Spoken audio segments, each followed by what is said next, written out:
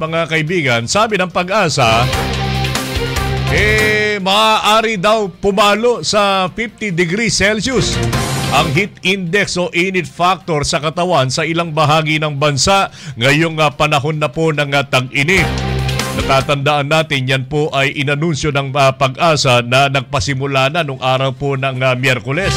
Sinabi ng Pag-asa na posible ring makaranas ng hanggang 41 degrees Celsius heat index sa susunod na 2 araw ang Metro Manila, habang posibleng umabot naman sa 48 degrees Celsius hanggang 50 degrees Celsius sa ilang bahagi ng bansa, lalo na sa buwan ng Abril o kaya naman ng Mayo.